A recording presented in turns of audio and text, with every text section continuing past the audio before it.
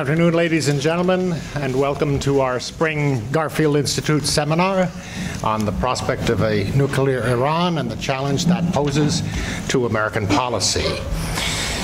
This promises to be a very interesting, exciting, perhaps even somewhat troubling discussion this afternoon.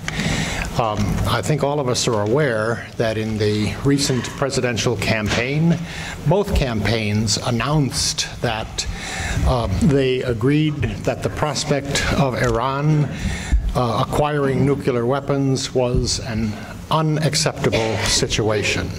And that has been the announced policy of the administration for quite some time. However, unless my ear is made out of perfect tin, it was not the case that either of the two candidates for the presidency went so far as to say just what the United States was prepared to do, what ultimately might need to be done in order to prevent that unacceptable outcome. Neither of them wanted to rattle the saber. Now, that's perhaps understandable, maybe even forgivable in a presidential campaign. Surely the American populace doesn't like talk of war, especially recently. It would not have been an attractive thing for either of the two candidates to brave that issue in the most direct and intellectually satisfying way. However, for an audience as sophisticated and responsible as this one, I say that not to flatter, it is appropriate that we engage directly this most pressing and perhaps dark issue. And so we've invited two very distinguished guests, Dalia Dasa Kay, who is a director for Mideastern Studies at the RAND Corporation, and Dr. Boaz Gaynor, who is the head of, excuse me, I'm going to refer to my notes here, head of the Homeland Security Studies program at the Interdisciplinary Center in Herzliya, Israel. And they will be introduced more fully by Megan Orosz in just a moment. I want to remind the audience that this afternoon's activities will proceed as we have had success in organizing them in the past. That is, our two guests will each make a presentation, and afterwards there will be plenty of time, at least 45 minutes, for Q&A from the audience. Our Garfield scholars have prepared questions, and so we certainly want to recognize and provide them pride of place during the initial Q&A. And so with your indulgence, I will take the podium for that part of our program and field the questions. Besides, if I didn't do that, I really wouldn't have much reason for being on this stage. And no one would want that. And so, with your indulgence and without further ado, I'd like to invite Megan Orosz to the podium to introduce our guests.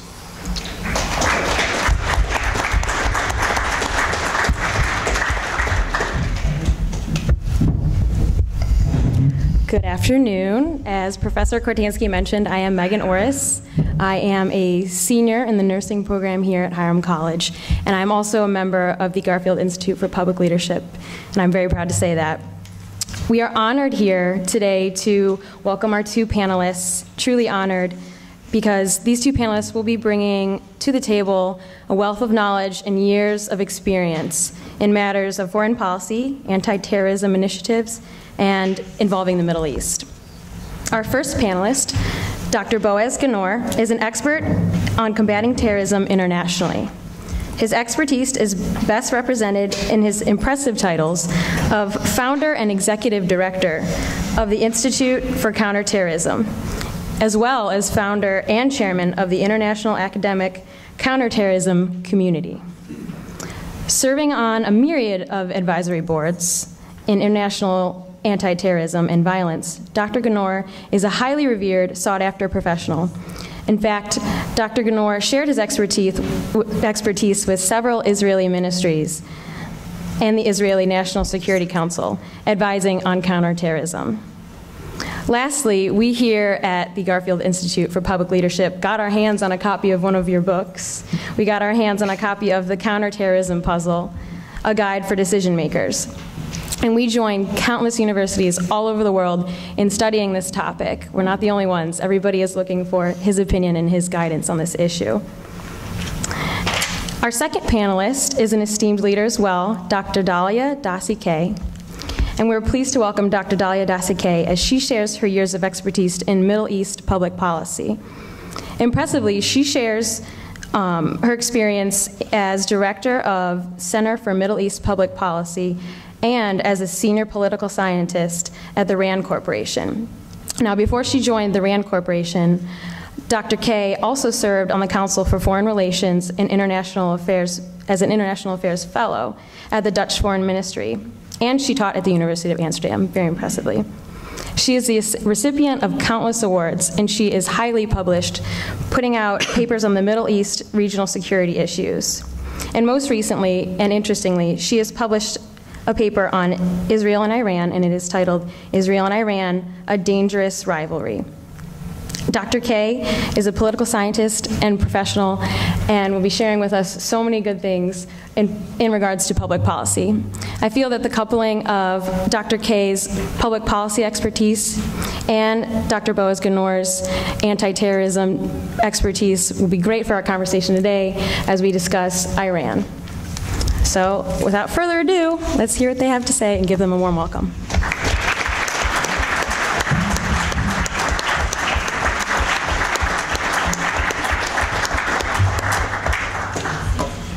Thank you very much, Megan.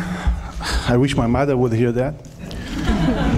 It's really a pleasure to be here. I would like, first of all, to thank the Garfield Institute for Public Leadership, John, Katie, that brought me here, and of course my friend Bill Wecker, that without him I wouldn't know about this beautiful place on earth.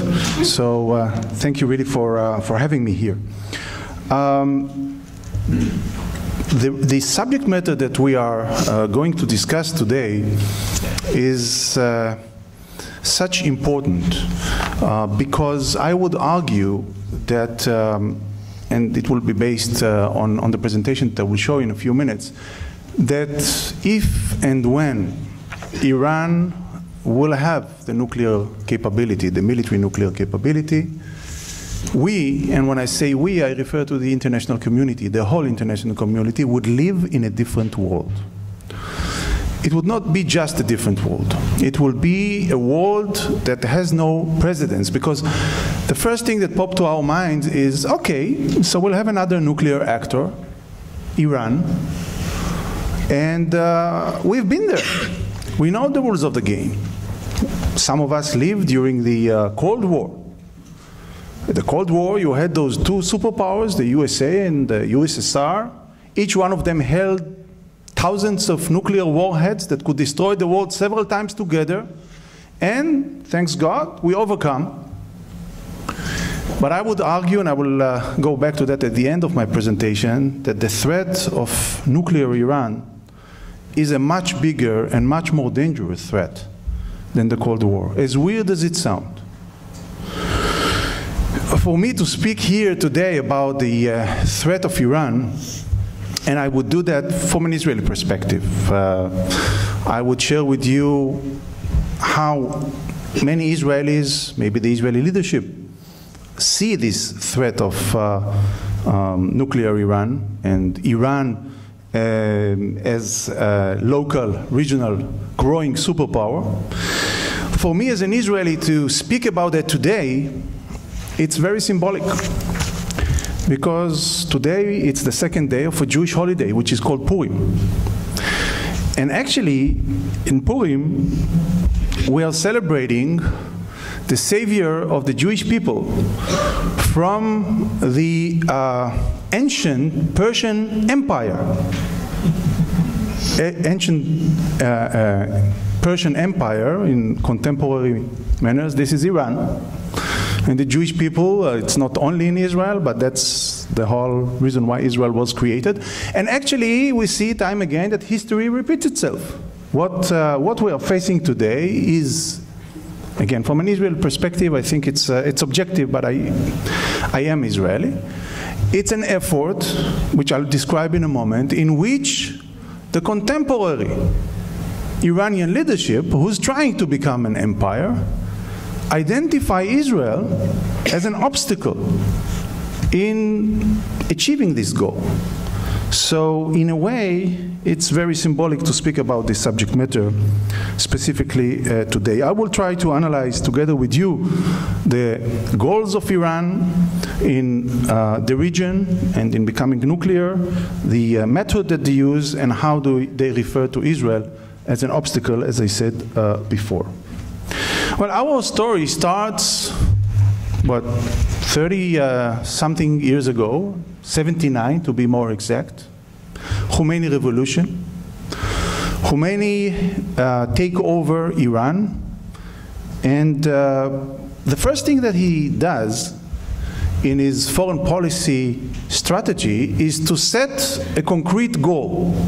The concrete goal started in 79, and it's as relevant as it was in 79, it's relevant today.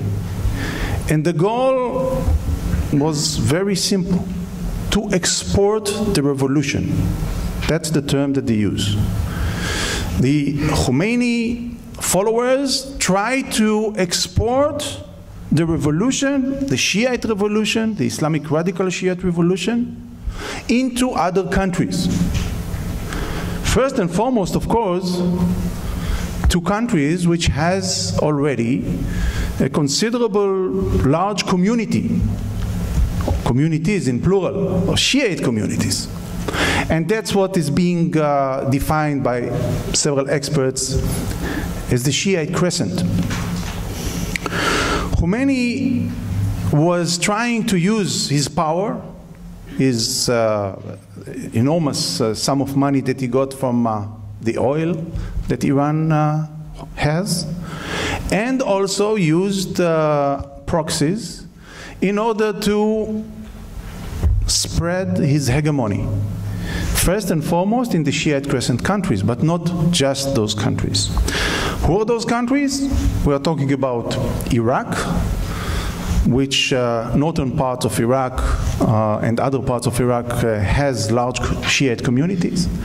And first and foremost, we're talking about Lebanon, that has a very large Shiite community.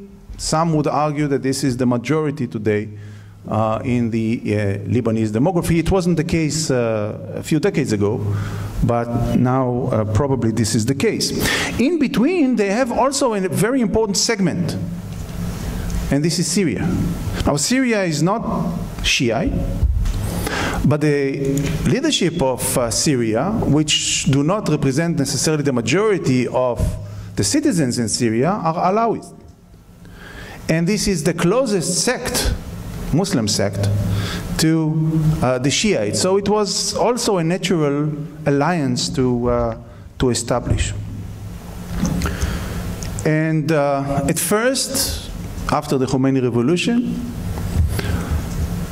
Khomeini tried to establish a very firm relationship, not necessarily close alliance, but firm relationship with the former Syrian leadership, which was Hafez al-Assad, the father of the leader of Syria today.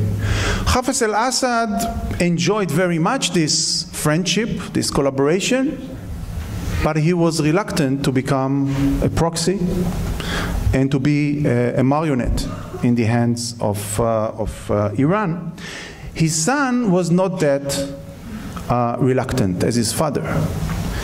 And the first or the second segment that they used was Syria, or the alliance that they created with Syria.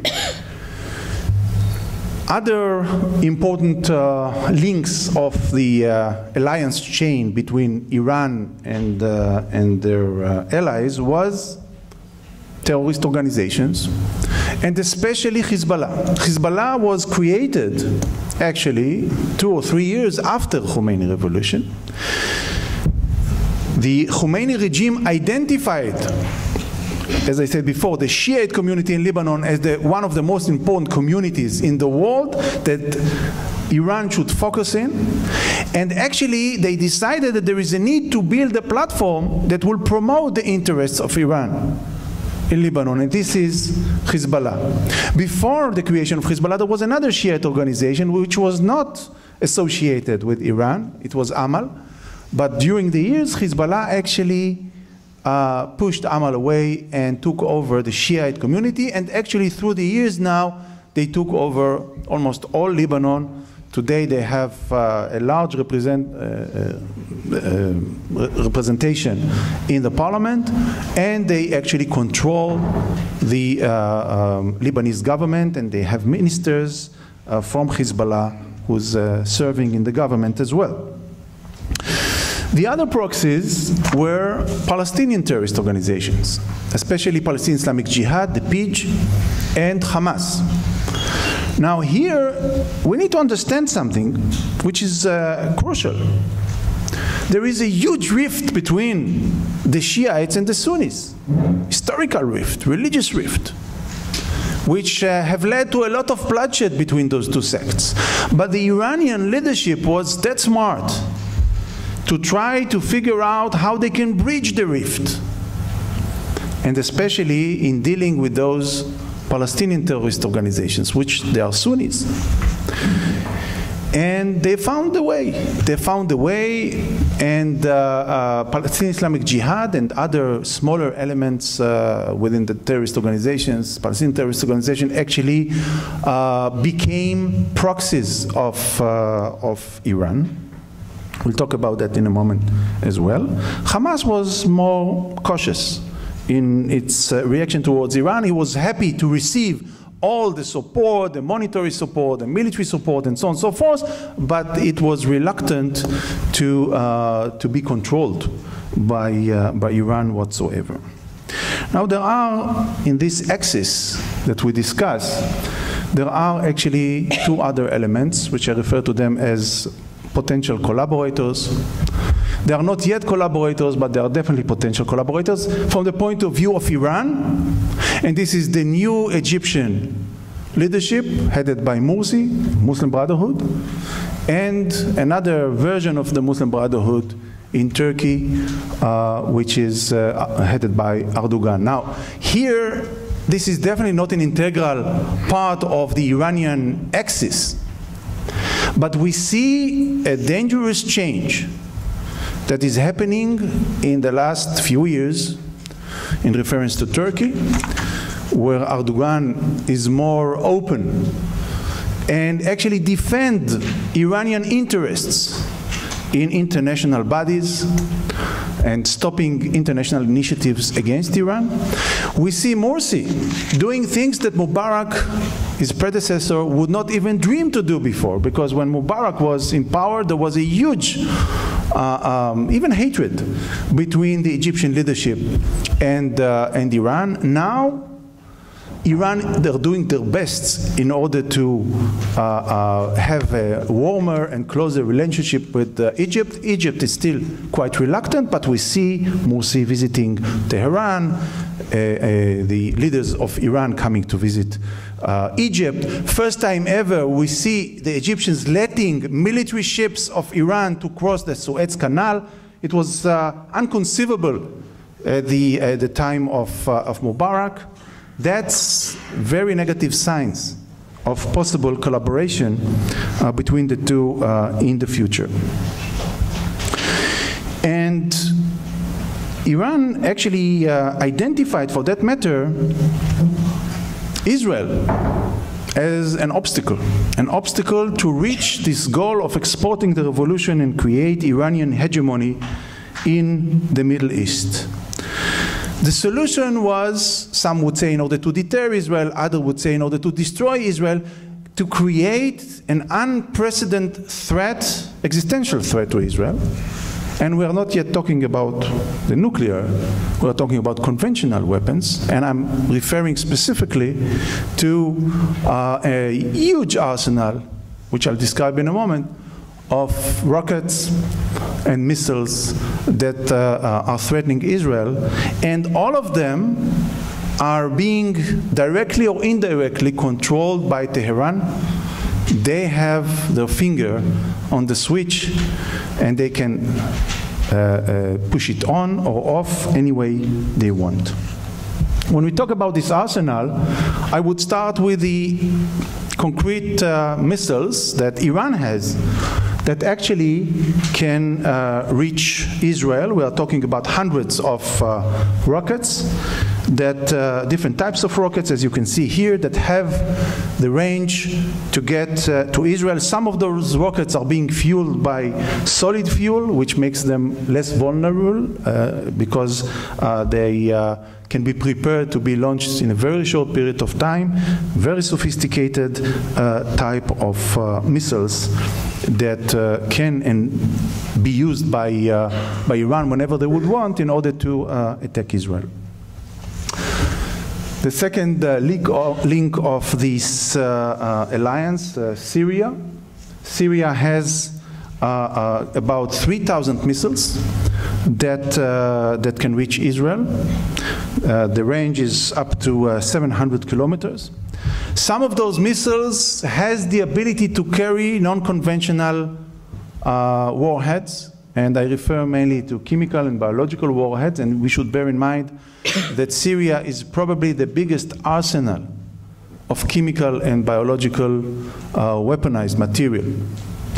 We'll talk about this threat, especially now, when Syria is being under severe danger of internal civil war. It's not a danger, it's something which is happening right now in a very concrete manner.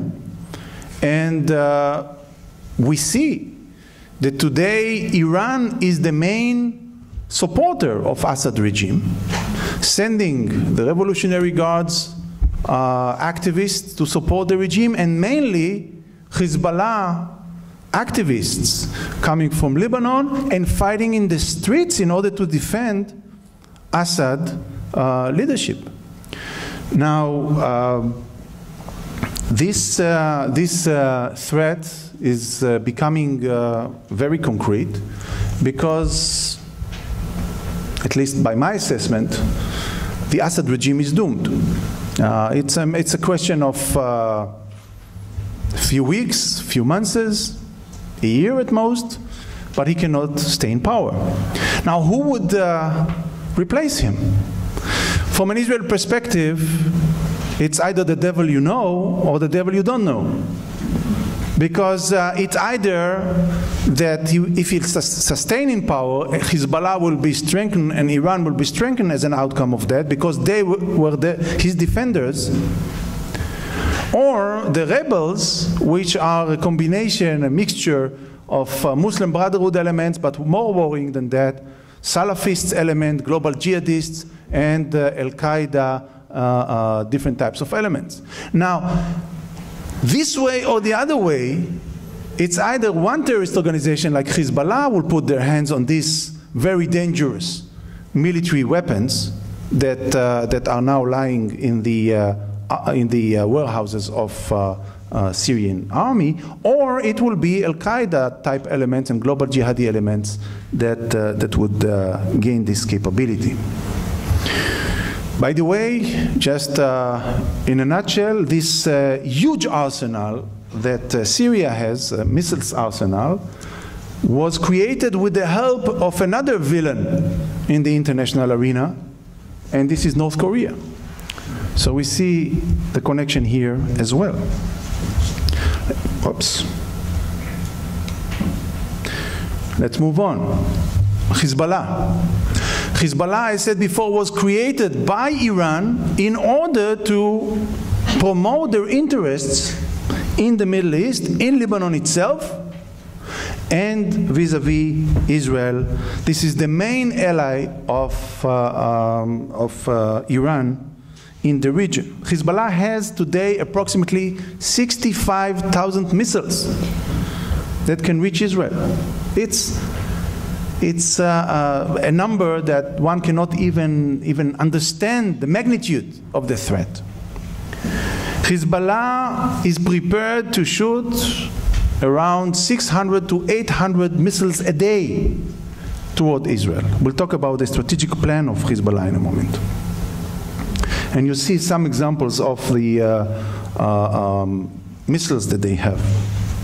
I want to show you almost even as an anecdote, in the next slide, Hezbollah being rooted in Syria now, trying to put their hands on the even more sophisticated weapons and missiles, Scud missiles, that the regime, the Syrian regime, is trying to give them.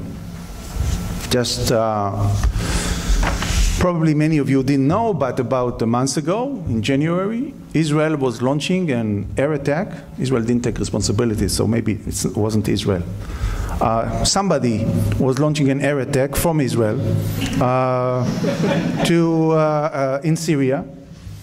And the attack was against, probably, as we learn from the news, against a convoy of very sophisticated, state-of-the-art types of weapons. In that case, probably it was anti-aircraft missiles, very sophisticated missiles.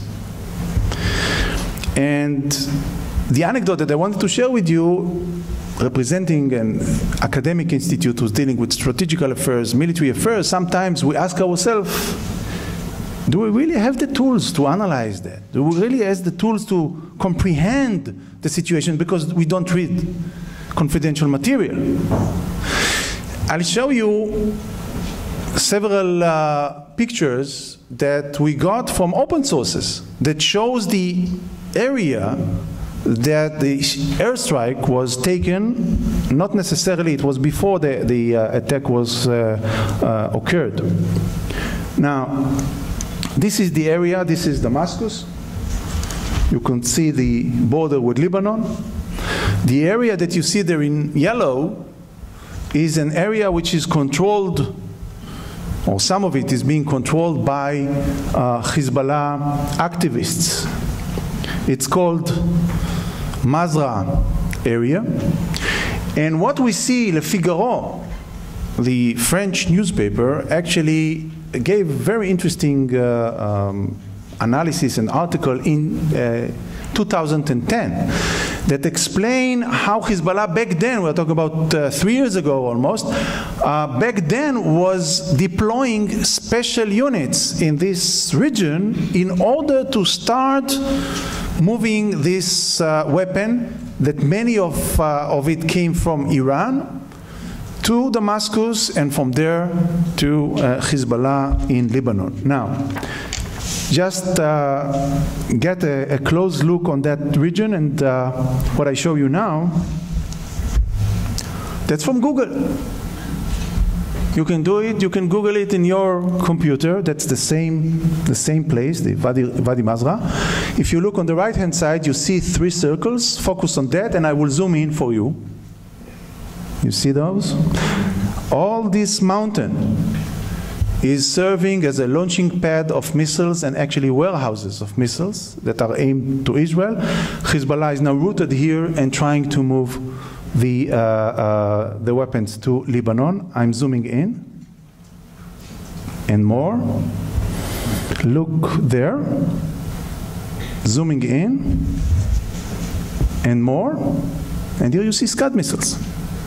Scud missiles in the area, in the base, that was reported as today in Syria being controlled by Hezbollah. Here they are. And open sources. And you could see satellite images show Scud missiles at Hezbollah base 2010. That's the region that was attacked exactly months ago. Hezbollah has a very concrete strategy which was constructed by Iran for the doomdays, for the day of an overall attack against Israel. We'll talk when this will be ignited. That's the map of Southern Lebanon. It came from the Israeli military intelligence. It was published. And this shows 1,000 underground bunkers in southern Lebanon, which is controlled by Hezbollah. This is the Israeli border. That's the Israeli border. And what they did, you can see in this picture, they dug these bunkers, and they have an underground cities and tunnels and connections between the bunkers and so on and so forth. That's what they learned from former clashes, military clashes with Israel. Everything which is on the ground, Israel has air superiority, Israel can deal with. Underground, that's a different story. Let's take one village, which is called El Khiyam village. Now, we are talking about 180 Shiite villages like that in southern Lebanon. Since they started to have a problem to be active in the open area, they started to focus in the last 2 years in building those facilities and those bunkers in the villages themselves. This is El Khiyam village, 23,000 inhabitants, 10 weapons storages, sites, 20 kilometers from the Israeli border. And what we can see is a very sophisticated thing. Again, this has been done by Iranian demand and with Iranian money. The Iranians gave huge sum of money after the Second Lebanese War with Israel, 2006 and on, in order to repair the damages. But it was not just to repair the damages. Actually, they started to build new neighborhoods in those 180 villages. And they, from the beginning, they built beneath the new civilian houses launching pads and warehouses for rockets. Now they sell those apartments or rent them to poor Shiites in a very low price under the condition, and they know that it will be used when there will be clashes between Israel and the Lebanese and Hezbollah. It will be used against Israel, and of course drag Israel to create a lot of collateral damage if they would want to stop this type of activity. That's an example of a missile which is being brought into one of those buildings in these villages. When all of that is going to happen? Well, first of all, the strategy of Hezbollah when the war would start, the next war will start, will be to focus on Tel Aviv area, which is the midst of Israel, and the whole metropolitan of Tel Aviv area. And they would try to do their best to hit Israel by surprise with hundreds of rockets, because they would know that they will have this capability probably a day or two. Then they, of course, could keep on launching attacks against Israel. It would not be that magnitude. It will be very difficult to reach the central Israel, the center of Israel. And that's why they are trying to do that. The other thing that they are trying to do is actually to cause a lot of casualties to the Israeli soldiers once they will march into Lebanon. They know, as we know, that based on this strategy, you cannot stop the military rockets attacks without a ground operation. So at the end of the day, Israel will have to, reluctantly, to march into southern Lebanon and fight from building to building. For that, they prepared thousands of anti-tanks missiles. They prepared explosive devices which are being hidden in the entrances of those villages, and so on and so forth, in order to impose a lot of damage to Israel. When this will happen? Very, very relevant to our discussion today. It will happen the minute someone will attack the Iranian facilities. It will happen if Israel will attack those facilities, if United States will attack those facilities, or whoever. There is a danger that they would use this capability even without being attacked in order to shift the attention of the international community from their preparedness to the clashes that will be held here. And we should bear in mind that the possibility of Assad regime topple down only makes it more concrete and more immediate threat and danger. The next component is the Palestinian component in this Iranian axis. And here, as I said before, they supports Hamas, Palestinian Islamic Jihad. They see them as a very important segment of the Iranian revolution that would lead to influence in the Sunni community altogether. What you can see here, it's a brand new sign in Gaza, in which Hamas is thanking Iran for the weapons that they are getting from Iran. That's from now. And Iran is sending large quantities of missiles to the Gaza Strip, through Sudan, and then the Sinai Peninsula, Egypt, and then smuggle it into Gaza. We are talking about a huge arsenal of Hamas, approximately 10,000 rockets. Almost all of them are either made in Iran or made by Iranian knowledge and instructions, can reach today until the center of Israel. In the last clashes in Pillar of Defense a few months ago, first time ever they succeeded to hit Tel Aviv and the suburbs of Tel Aviv. So that's a new ball game altogether. So what's the answer? What's the answer that Israel has in order to deal with those threats and dangers? First of all, the threat is, as I said before, trying to hit the most highly civilian populated areas in Israel. Those missiles are not aimed to attack any military facility. It's just to create as much as possible collateral damage in the civilian neighborhoods. Those are some pictures from civilian neighborhoods that were attacked a few months ago. The answer that Israel has, and this actually came by surprise even to us, to the Israelis, the capability of this answer. This is new developed technology which is called the Iron Dome. And the Iron Dome is missiles which are aimed against missiles. And in the last round of Pillar of Defense, the clashes, this Iron Dome actually saved hundreds, if not thousands, of lives in Israel, and had 84% of success. It's unbelievable. A missile being shot against another missile and shooting the other missile in the air, finding it and shooting it down. 84%. By the way, Hamas argue that the success of this technology is much, much lesser. They say it's 20%. Why is the difference between those two evaluations?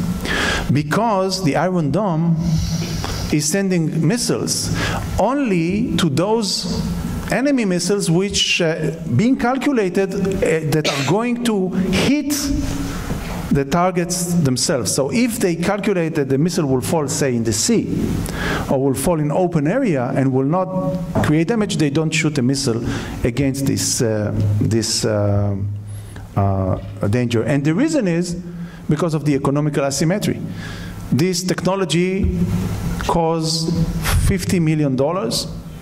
Every missile cost $50,000, and Qassam rockets that they are shooting down is less than $1,000 altogether. So they can win the war just by economical factors if they want to.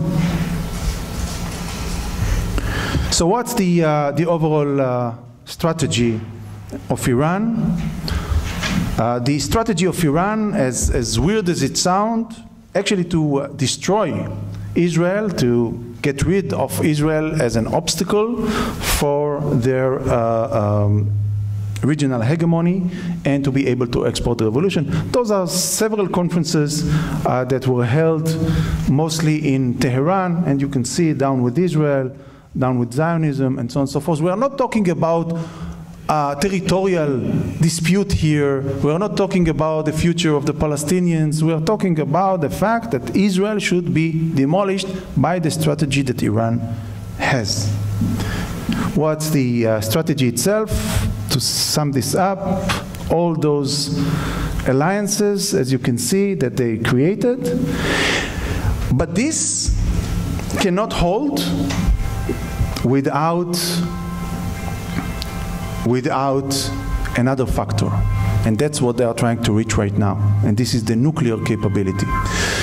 By the Israeli intelligence estimation, altogether, all this alliance has today approximately 100,000 missiles which are aiming Israel.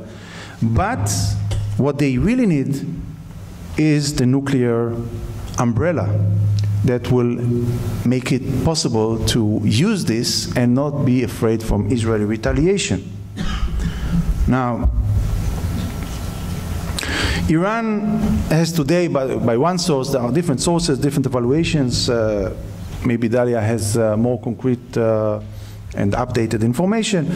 Approximately 4 tons of low-grade enriched uranium, about 100 kilograms, it's true about a year ago, 100 kilograms, which is enriched to the level of 20%.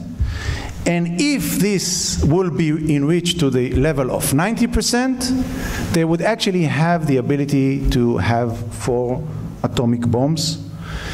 Theoretically, they can do this within a year. Well, I started this, the information is from a year ago, so approximately now. But it's, of course, first of all, needs to be a decision in order to do that. And second, it's still not militarized, because you need the capability to launch that and to be effective in doing that. The sanctions which are imposed on Iran actually hurt the Iranian economy. The level of unemployment is very high. But I would argue that we do not see a real shift in their efforts to reach the nuclear military capability.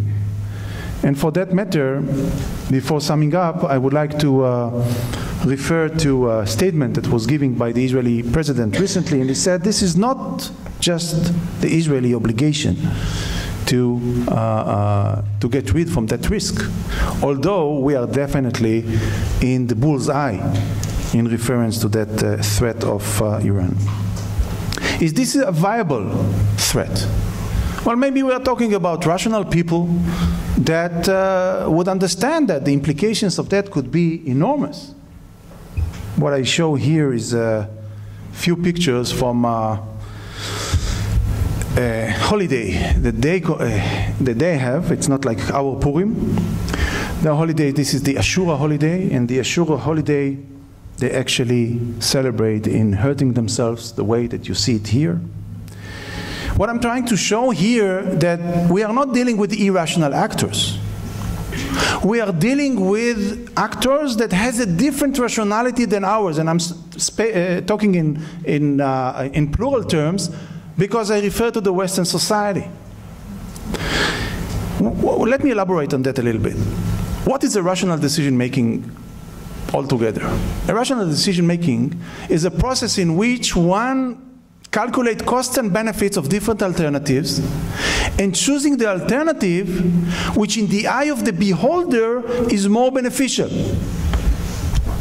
The whole challenge in dealing with those types of entities, of enemies, is to understand the concept of in the eyes of the beholder. Because you need to understand their calculus of cost and benefits, not yours, their calculus, which is different than yours. It's based on their culture, on their set of beliefs, on their experience, and so many factors altogether. So you need to understand what is their calculus of cost and benefit, and if you would understand that, you might have a leverage to influence their decision. I've started by saying that this threat of Iranian effort to become a local hegemony is a bigger threat than the Cold War. And now I can explain why. Because at the Cold War, although you had those two bitter enemies, the USSR and the USA, with enormous capabilities, uncomparable to what I describe here, they had the same rationality. And when you have an enemy that has the same rationality as yours, you can communicate with them. You can threaten him. You can deter him. And you can make concessions to him. But when you have an enemy that has a different rationality than yours, and you do not understand his calculus of costs and benefits, you do not understand his rationale, and he doesn't understand yours, by the way, as well, you cannot communicate with him, you cannot negotiate with him, you cannot threaten him, and you cannot deter him, and you cannot make concessions to him.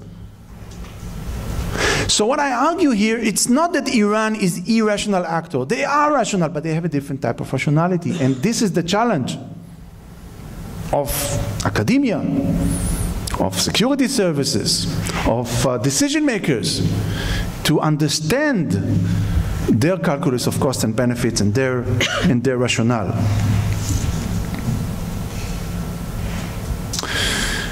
In 2006, Ahmadinejad was announcing in a speech that he was giving at the UN, and he was calling God to send the disappeared Imam, the Mahdi, to save the world, the Messiah, the Shiite Messiah.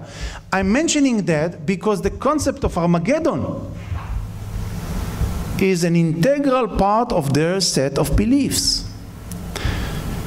Most of the people around the world would be reluctant to do anything that would lead to an Armageddon. It's a question, and I put it as a question, would they be reluctant to do that? Because by their belief, there is a need for an Armageddon, for the Mahdi to appear and to save the world. And maybe even if it's not all of them, maybe some of them. Let me sum up by saying the following thing. I was focusing on the Israeli perspective, but it might be wrong. I do not think that this is an Israeli problem.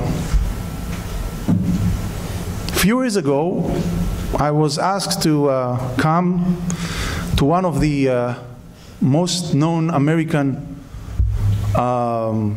experts, decision maker in the field. I won't mention the name.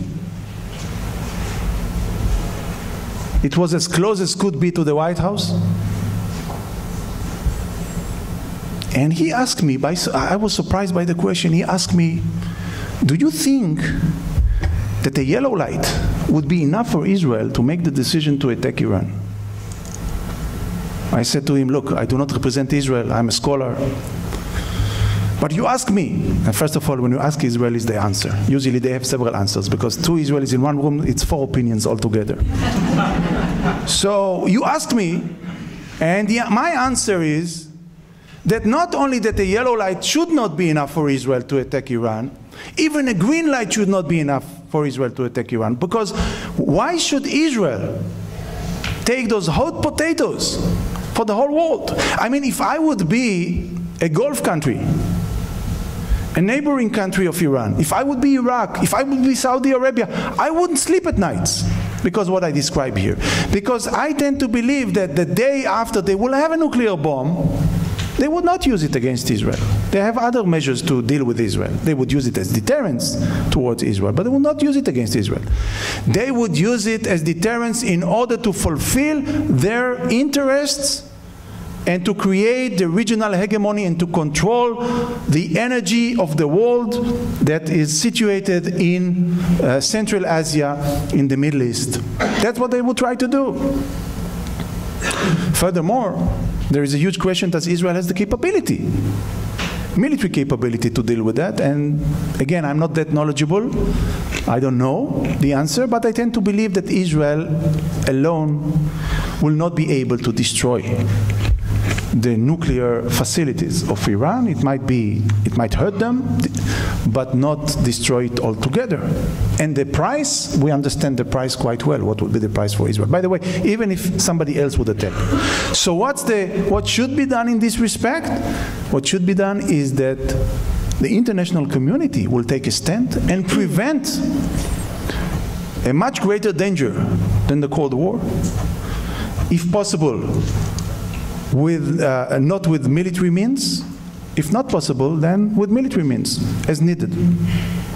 And really, my last sentence, I would argue that we also should take under consideration that we might wake up one day and learn that Iran became nuclear, and Iran has the nuclear capability. It happens. Many of the biggest turnout and changes in the international arena was not actually predicted by the intelligence and was not accurate. So we should also prepare ourselves to a new world, a new Cold War with Iran, which became nuclear. I'm saying that not as trying even to hint that it's tolerable, but we might face this situation at the end of the day. For that matter, and I just leave it as food for thought with you, I do believe that there is a need to have new international apparatuses. And we should need a new international strategy. We should shift from MAD, M-A-D, mutual assured destruction, which was the strategy in the Cold War. We should move that into IAD, Iran assurance destruction, not mutual, Iran assurance destruction. This might be maybe the only thing that will deter them from using that. It might be the only thing that will prevent the proliferation of so many other states in the region that day after Iran will become nuclear, that they will try to gain their own nuclear capability to defend themselves and maybe to deter Iran and others as well. With this happy note, I give you the podium, Dalia. Thank you.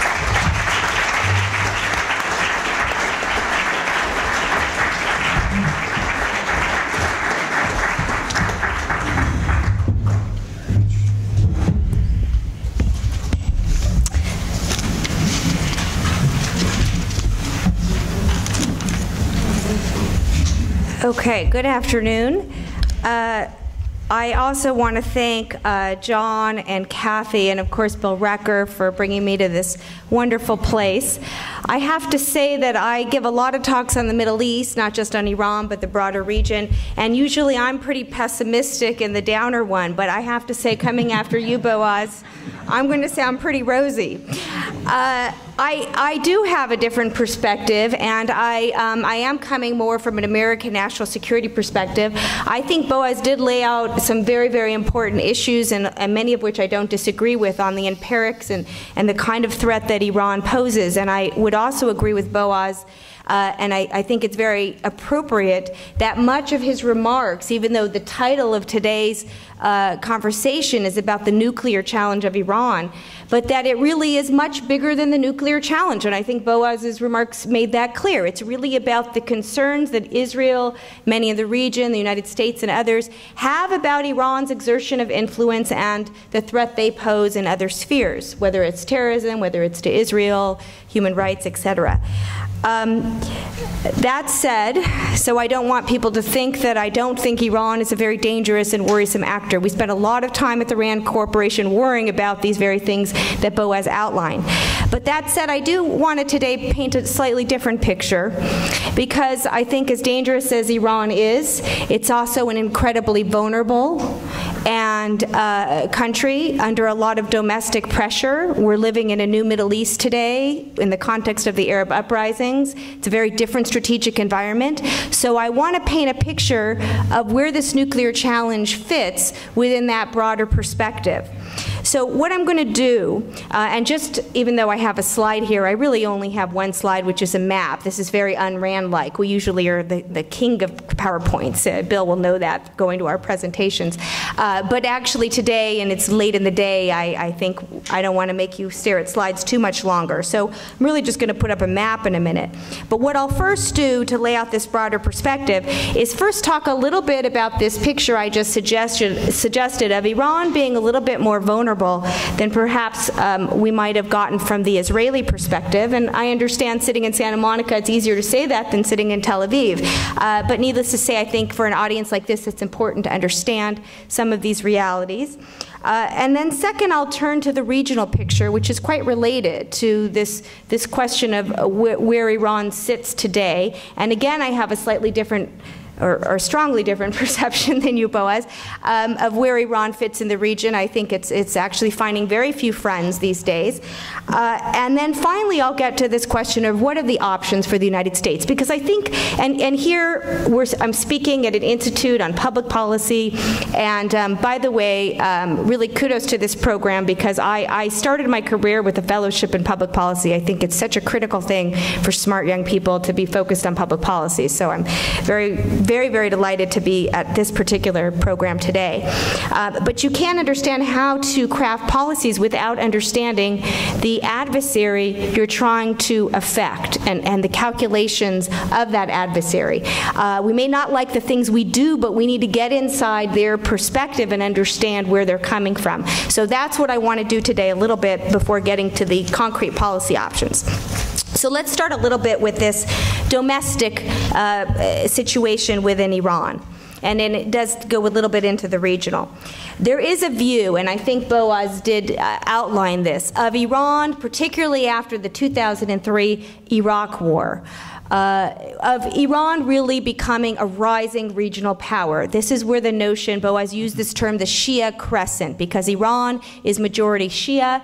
There actually are very few countries in the region who are majority Shia. Iraq next door is one of them. And essentially what happened is in the Iraq War in 2003, what you had is the ousting of Saddam Hussein, who was a Sunni leader in a Shia majority country, which really kind of created a bulwark against Iran and Shia Iran to the rest of the region. And so the 2003 overthrow of Saddam Hussein, ironically, even though the United States launched this attack, really the unintended consequence is we actually empowered Iran, which was a very unfortunate outcome of that war. I will say, though, one issue that was not pointed out to in Boaz's remarks is that Iran and Iraq fought a very bitter 8-year war in the 1980s. There's no, great love between these two countries. You have a Shia power, you have an Arab power. Yes, they're both now, majority Shia. Iraq is certainly closer to Iran now than it was under Saddam Hussein. Their leadership is very close. But Iraq also has a strong sense of nationalism, and there are forces pushing back within Iraq against Iran. So these concerns about Iranian influence are actually relatively more recent. They're over the past decade of this so-called rising crescent. But what I want to suggest to you is, and this is especially true after the 2011 Arab uprisings, is that this Shia crescent, if it was ever true to begin with, and I have my doubts, is crumbling and is under extreme strain. First of all, getting back to the internal landscape, Iran is not the Soviet Union. You're absolutely right, Boaz. This is not the Cold War. This is not a great superpower. Iran is certainly a regional leader, has very strong nationalist perspectives, views itself as a central regional leader. In fact, that's why Iran doesn't like when the United States is messing around in the Persian Gulf. We have bases all over this region. This is the Persian Gulf region right here surrounding Iran. Because Iran thinks the United States has no right meddling in what they view as their natural sphere of influence. So from the Iranian perspective, we're the problem, we're the hegemon, not them. So whether we disagree with it or not, we just have to understand that mindset. It's also, I think, important to keep in mind that Iran is conventionally an incredibly militarily weak power. They have no air force to speak of. They've been under sanctions for a long time. They actually spend relatively little on defense. Saudi Arabia spends 3 times as much on defense alone compared to Iran. They have poor training, poor equipment. So on the conventional side of things, there's very little match between Iran and Israel, needless to say, not between Iran and the United States. So we're not talking about a great superpower here. That said, I think a lot of the concern that Boaz outlined is very justified, because what Iran does is it compensates for its weakness in the conventional sphere with these very dangerous asymmetric capabilities, particularly particularly this long-range missile development, its use of, I wouldn't call them proxies because groups like even Hezbollah, but certainly Hamas have their own local agendas, and they both find common interest. But Iran knows how to use these groups quite efficiently, and of course they have their own Revolutionary Guard Corps, which is basically their arm of the military that is in charge of launching attacks outside of Iran in the region and indeed around the world. So they have these other mechanisms, whether it's terrorism, ballistic missiles, non-state actors like Hezbollah, and in the past more Hamas, and they do use that to compensate for this military weakness. But I think it's also important to understand, yes, these are dangerous capabilities. Yes, countries like Israel and the United States is greatly supportive of Israel in defending itself from those attacks. But you have to understand, Iran lives in a dangerous neighborhood. It's not just because it's the Islamic Republic of Iran that Iran is interested in these capabilities, and that Iran, in fact, looks like it's interested in a nuclear hedge, and the nuclear policy is part of this asymmetric package. Basically, it's a deterrence strategy. It's not rocket science to understand that if you have these capabilities, and Boaz even alluded to it, that when would Iran use these capabilities? If it were to be attacked by an external power. It's very useful to have retaliation capabilities, and missiles and Hezbollah and potentially nuclear weapons, and we're very far from that point, are useful because Iran's looking around, and you know, it's not, they're very smart people, and they're looking around them and they're saying, well, North Korea got nuclear weapons, they didn't get attacked. Libya gave up their nuclear weapons, they were invaded. So it's not, you know, and in fact, I think one could even argue that even when Iran eventually is not going to be an Islamic Republic, and that day will come at some point, that this country is probably going to want some defensive deterrence strategy, because it does live in a neighborhood with many adversaries and has a strong sense of nationalism and does view itself as rightly the regional leader.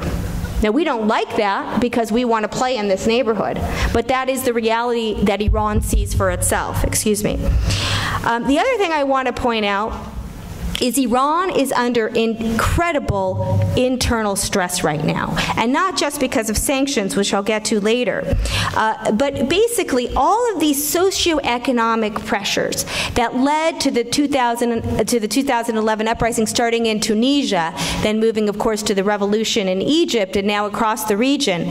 All of these pressures of daily frustration because of the great disparity of wealth between the classes, incredible repression, widespread corruption, all of these, being a country of the have and the have-nots, those who are close to the government with good connections live well, even despite the sanctions. Those who don't are facing unemployment and inflation, and particularly among the youth. And this is a country with a very, very large youth population. One thing we didn't hear in the earlier perspective was about the people living in this country. When we say they want to destroy Israel, they want to do this, they want to do that, the Iranian people are interested in surviving, in prospering. They want lives like everyone else has, and they're looking around their neighborhood and they want those things. So I think that we have to be very careful about, you know, about separating the people from the government, for one, and two, understanding how much strain this particular Islamic Republic is under today. So in 2009, even before the Arab uprisings, you had a green movement arise in Iran. You had an uprising of its own. Iranians always like to take credit for things, so they actually are proud. They actually say, no, actually, we started the Arab Spring, not them.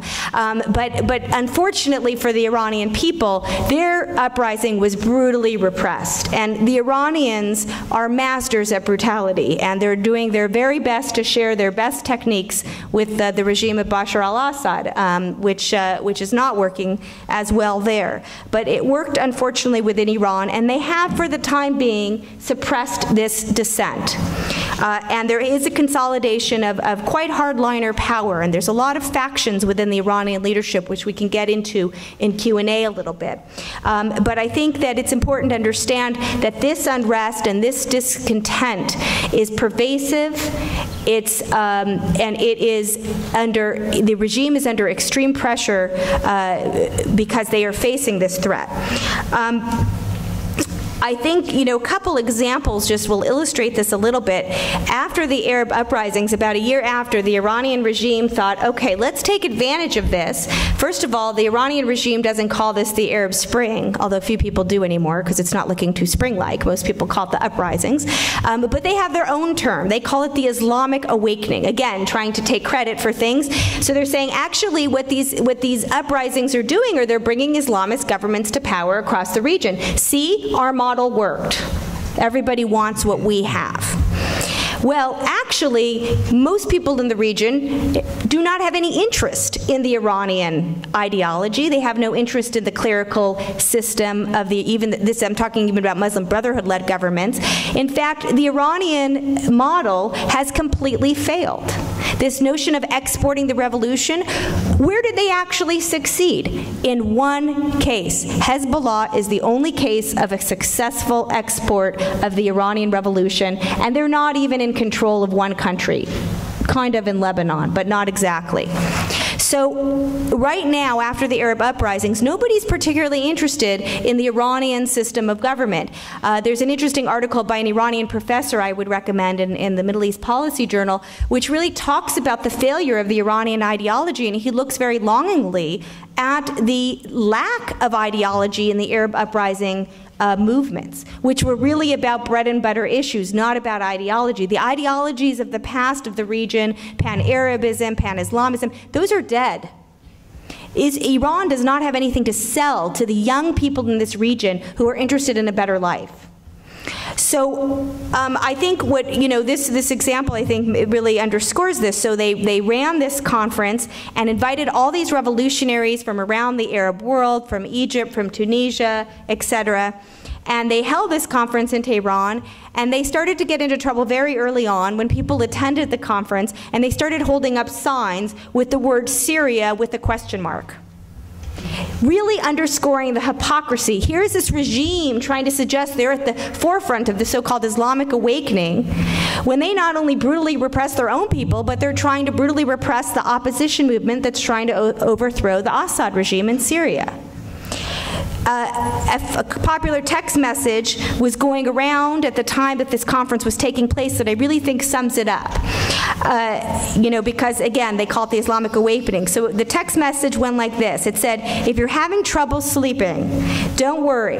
It's not the high prices, poverty, or unemployment you're suffering from. It's the Islamic Awakening. So that, I think, really, it sums up the mood in Tehran and in the rest of the country. Of course, Tehran is a little bit different.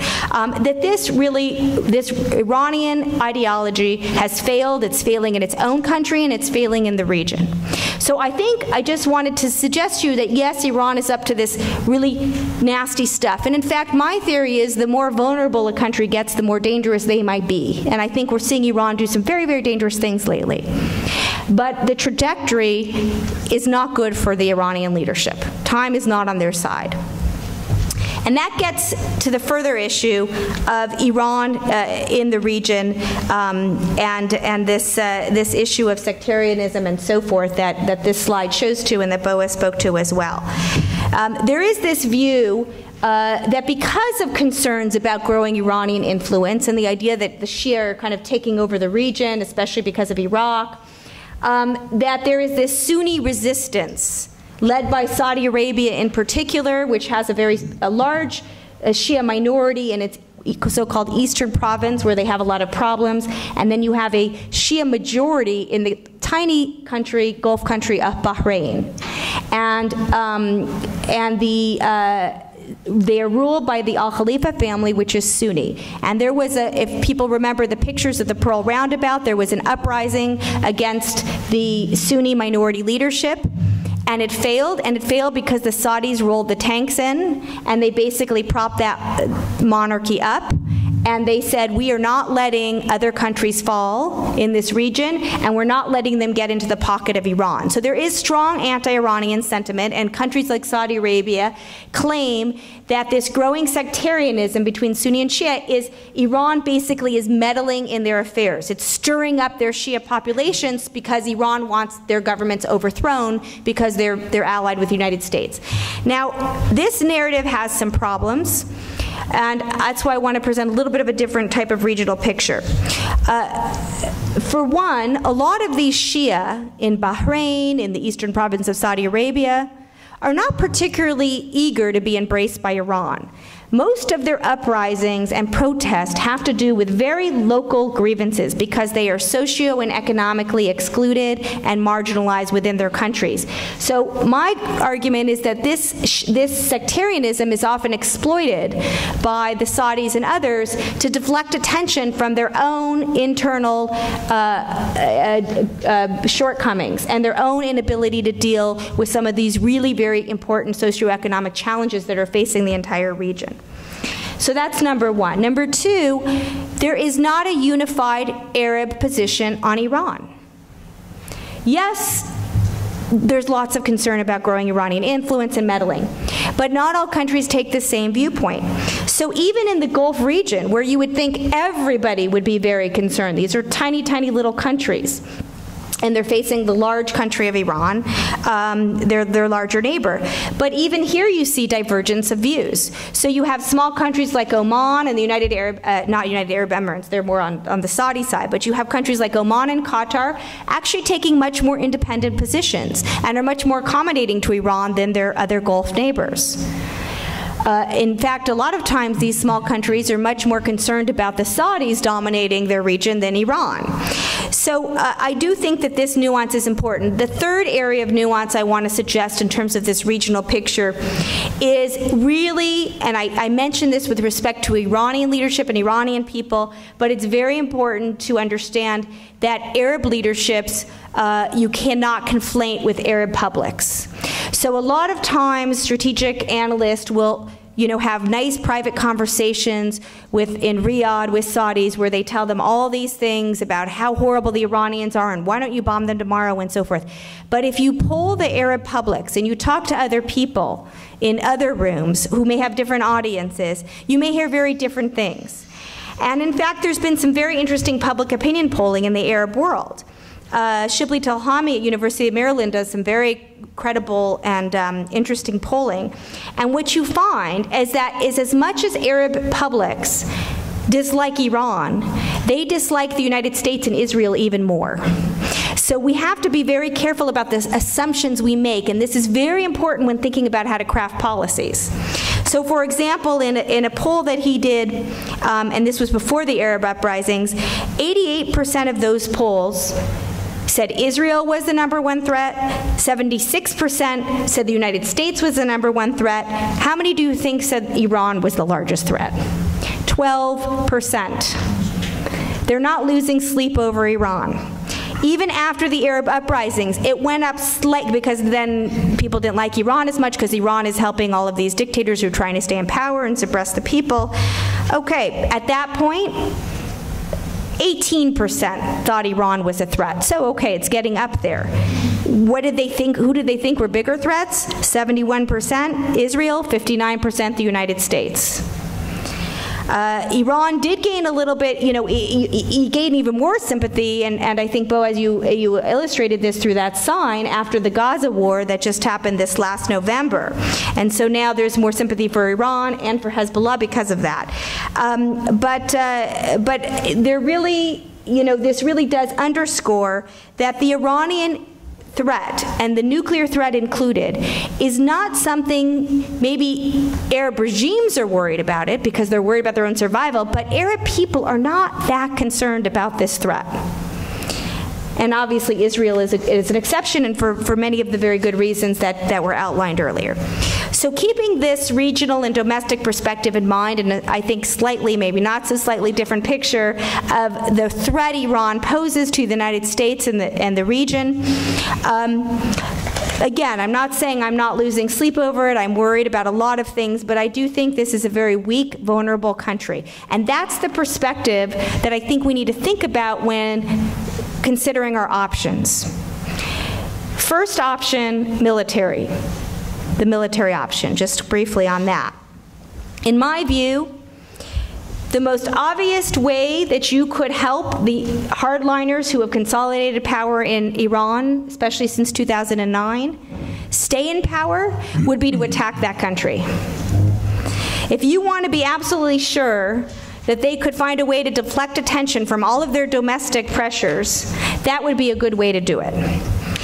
If you look at polling within Iran, and Rand has done some polling, it's not easy to do, and we're very careful about it when we do it, and other credible institutions have done polling too. The majority of the Iranian people believe Iran has a right to a nuclear program. Not necessarily to a nuclear weapon, but to a nuclear program. And in Q&A we can get a little bit more into these distinctions if you're not clear on them, but essentially Iran is a signatory to the Non-Proliferation Treaty.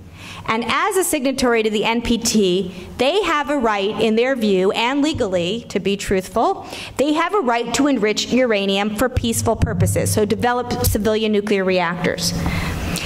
The problem is nobody trusts them because they have a poor record in the past of doing things they shouldn't have been doing.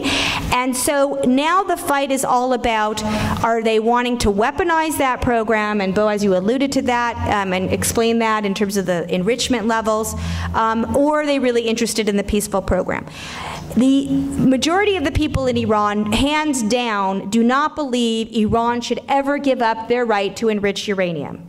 There is widespread support for this program. So if Iran was attacked militarily, I think there would be certainly some sort of rally around the flag effect. It would not be useful in terms of the dynamics internally we may want to see develop.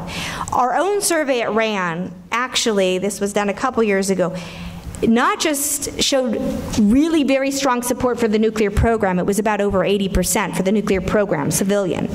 But our poll actually showed that 43% of Iranians, that's not an insignificant number, actually supported nuclear weapons. So again, Iran lives in a dangerous neighborhood. They're quite nationalistic. It's not just because they're Islamic Republic and they want to destroy Israel that they want nuclear weapons. In fact, they developed nuclear weapons with an eye to Iraq. They got bigger problems in Israel. Israel's biggest problem right now is Iran. But from the Iranian perspective, Israel isn't that big of a strategic threat. The bigger issue is the United States, and in the past it's been Iraq. Okay, so the military option is problematic from that perspective. It's also problematic because, in my view, I think it would lead potentially to the worst of both worlds. You would have an attack, and here, of course, there's differences between whether it would be the United States or whether it would be Israel. There's no question that the United States has greater capabilities than Israel to launch a more effective attack. And Boaz is absolutely right. The Israelis are certainly not rushing in to do this, and there's huge debate in Israel, and it's been all over the press over the past couple years, where major heads of former heads of their security services are on record opposing an Israeli military attack because it's quite a problematic thing for Israel to do. But there is widespread support in Israel for the Americans to do it at some point if it becomes necessary. Now, I don't blame them. I mean, it's a pretty scary prospect. So I think that's where a lot of the diplomacy is going right now. It's to hold the Israelis off, but the Israelis are also trying to work on the Americans to get closer to where their red line is so that we would take this attack seriously. But I would suggest that whether it's Israel or even the United States with more capable forces, stronger capabilities to be effective, it would at most delay this program. The sites in Iran are not like the Iraqi program that was destroyed in 1981 by the Israelis. The sites in Iran are widely dispersed, deeply buried. We don't have great intelligence in this country. We cannot be certain we've got everything. And they also have the scientific know-how and capabilities domestically. And a lot of Iranian scientists have been killed lately, but it's going to be hard to kill all of them. So this is a country that could probably reconstitute its program in a fairly short time. There are debates, I don't want to get into exact timelines, 3 to 5 years if the U.S. does it, 1 to 2 years if the Israelis do it. There's all of these kinds of discussions. The point is, it would not end the program, and the reason I would argue it's the worst of both worlds is because it would do significant damage to this amazing widespread international coalition that has been forged to try to diplomatically and economically isolate Iran. Because it is very unlikely you would get international agreement to support this. Right now, we have China and Russia even agreed to some UN security sanctions against Iran. Imagine after an attack. It would also, given this popular Arab perceptions of Iran, I think really make it very difficult to get regional players to play ball against Iran. So I think a military option is not the way to go. There may come a point, and I don't think we're at it, that one might need to consider it depending on what kind of things the Iranians do. And if they really get to the point of weaponization, that might be another story. But they're not there yet. So what are the other possibilities? Sanctions, of course, are the default option. They always are. That's why we do them so much and so well, because there's very few options out there. I do think that sanctions, especially because they become multilateral, unilateral sanctions are not effective. Multilateral sanctions are much more effective. I do think that they are having an effect on the Iran. There's no question they're having an effect on the Iranian economy. They've been devastating. Iranian oil imports are down by as much as 40%. The European Union has cut off all oil trade with Iran. Even China's backing out of gas deals with Iran, although they're flooding the market with Chinese goods. So apparently if you go to a supermarket in Tehran now, you'll pretty much only find Chinese products. But the question is, will it change Iranian calculations on the nuclear program? And there I'm skeptical. I do think there may be something to the argument that it is certainly making Iran more interested in coming to the negotiating table. And I don't know, Kathy and John, whoever organized, we talked about this a long time ago, you couldn't have known this, but tomorrow, in fact, you're going to open your papers and you're going to see that negotiations are starting again with Iran tomorrow in Kazakhstan. So the question is, sanctions are a tactic, they're not a strategy. The question is, will the negotiations be a way out of this nuclear mess? Will this Kazakhstan tomorrow be the beginning of the end, so to speak?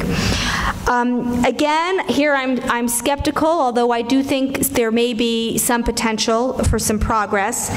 I think that it's very easy to see what the contours of a nuclear deal are at this point in time. I kind of compare it to the Arab-Israeli peace process. Everybody knows what a deal will look like, just nobody can get there. There's politics on both sides. We have our baggage against Iran, starting with the hostage crisis in 1979. They have their baggage against us. We supported a coup against one of their leaders in the past. So we have a lot of mistrust with this country. We have a lot of years of hostility. It is not going to be easy to negotiate our way out of this with an Islamic-run government and this history. I think the Syria conflict has actually made this even more difficult because it's become kind of a geostrategic contest between Iran and Russia and the US and others. That said, I do think there is the possibility for a limited deal because we now know what the contours of a deal will look like.